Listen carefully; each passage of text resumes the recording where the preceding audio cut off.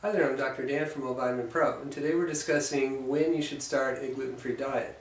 Now, as you start doing some reading and research on this, maybe looking at Celiac.com or glutenfreeliving.com or Living Without, these magazines and websites, what you'll find is the experts who say you should not start a gluten-free diet until you have a confirmed celiac diagnosis.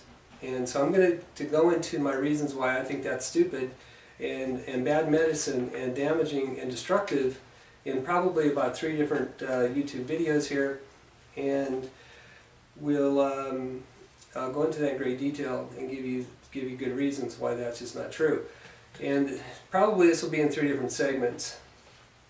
But by diagnosis, what they're talking about is looking at either blood testing, and the best blood test to correlate with a positive intestinal biopsy of active celiac disease is tissue transglutaminase antibodies.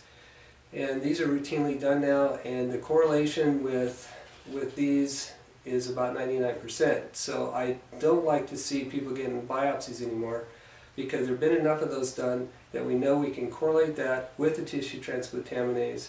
And if you need more information about that, you can get a hold of me at that phone number that you'll see at the end of the video. And we're looking at LabCorp Celiac Panel for that information. But anyway, let's get to the heart of this, and we'll start with number 1. And why do I think that these experts are just plain wrong? Number 1, people do not need wheat, rye, and barley to lead a healthy life. In any context, that is never true. So people who say, well, don't do a gluten-free diet, I don't get it, because it's not like you're saying, well, you need to cut out fruit out of your diet, or vegetables, or don't take any vitamins. I mean, there could be some repercussions for that, but gluten-free diet, there just isn't one. And also there's ample evidence that the contrary is true. If you look at anthropologic data, which means that if you take information from historical cultures, let's say people in the Middle East, and we have quite a bit of data from bones and mummies and that kind of thing, and what we can see is that the people who had a nomadic type lifestyle, the hunters and gatherers, didn't have things like arthritis, heart disease, or tooth decay, gum disease, and all that at the same rate that the people who ate grains did. So as you watch the grain society move through the earth, you find that these diseases follow along, these degenerative diseases. So not only is a gluten-free diet not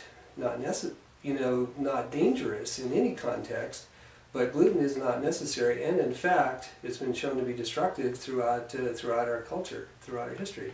And if you even look at some modern tribes who have typically been hunter-gatherers, and then they get colonized, let's say by the British or something, and they start shifting their diet over toward a wheat-based diet, then these people start having all kinds of problems. In fact, some of those pictures you see of these starving little African kids with the big distended bellies, those are well-fed, sometimes those are well-fed children who are suffering from malnutrition because they have celiac type problems.